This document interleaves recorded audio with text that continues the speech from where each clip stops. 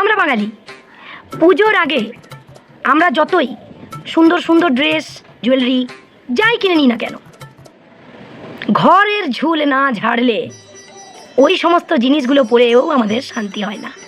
যতক্ষণ না আমরা ঘর পরিষ্কার করব, নতুন পর্দা লাগাবো, ততক্ষণ পর্যন্ত আমাদের শান্তি নেই। যতই আমরা জামা কাপড় কিনি, যতই আমরা গয়না কিনি, ঠিক সেরকমই 2-4 দিন আগে থেকে মোটামুটি ঘর ঝাড়া শুরু হয়ে গেছে আমার। আর বেশ কিছু কাচাকুচিও রয়েছে, সেগুলোও একটু একটু করে করছি। তা 2-4 দিন আগের থেকে আমি আমার বরকে বলেছি যে পাড়া দোকান থেকে আমাকে একটা ইজির প্যাকেট এনে দিও। তো একদিন যাই, 2 দিন যাই, প্রতিদিনই বাবু মোটামুটি ভুলে যাচ্ছে। এই করছি, এই করবো, এই করতে করতে একেবারে ভুলভুলাইয়া। তো আজকে সকালবেলায় ঘুম থেকে উঠেই আমি আমার বরকে করুণ সুরে এবং স্বরে একবার বললাম।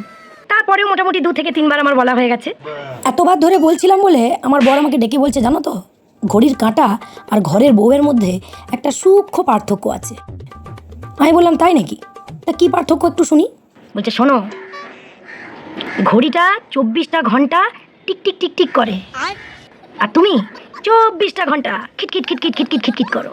তারপর আমাকে বলছে, শোনো, বলছে ঘড়ির ওই অ্যালার্মটা একটা নির্দিষ্ট সময়ে বাজে, আর তুমি সর্বক্ষণ মানে অনর্গল বাজতেই থাকো।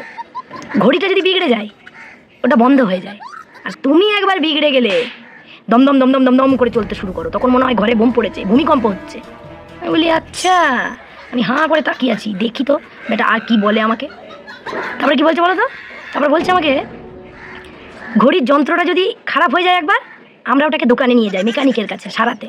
আর তোমার মন খারাপ হলে, তোমার যন্ত্রটা মানে ব্রেনটা যদি বিগড়ে যায়, তাহলে তোমাকে তোমার বাপের বাড়িতে দিয়ে আসতে হয় কিছুদিনের জন্য, যাতে করে তুমি একটু ঠান্ডা হও। তারপর চলে যাচ্ছিলাম, এসব শুনে না মাথাটা গরম হয়ে গেছে, চলে যাচ্ছিলাম। বলছে, শোনো না, আরেকটা কথা শুনে যাও। ঘড়িটার যদি চার্জ অফ হয় তাহলে ওকে ব্যাটারি দিয়ে চালাতে হয়, আর তোমার যদি চার্জটা একবার চলে যায় তাহলে আমার পকেটটা ফাঁকা হয়ে যায়। এই কথাটা শুনে আমি মনে মনে ভাবছি, ভাগ্যিস আমি রিটার্নটা এলাম, মৌকা পেয়েছি, আমি ওকে কম নাকি। যেই না এই কথাটা আমি শুনেছি, অমনি তখন আমি ওকে বললাম যে ঠিক বলেছ, এই এতক্ষণে তোমার এই কথাটার সাথে আমি একেবারে একমত।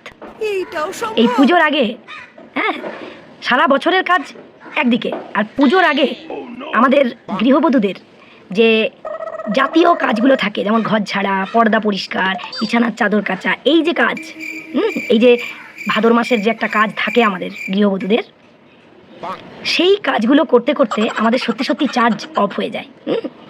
দাও দেখি বাবা, ওই পর্দা কাচা, বিছানার চাদর পরিষ্কার করা, ঝুল ঝাড়া, এইসব করে না আমার সত্যি চার্জ অফ হয়ে গেছে।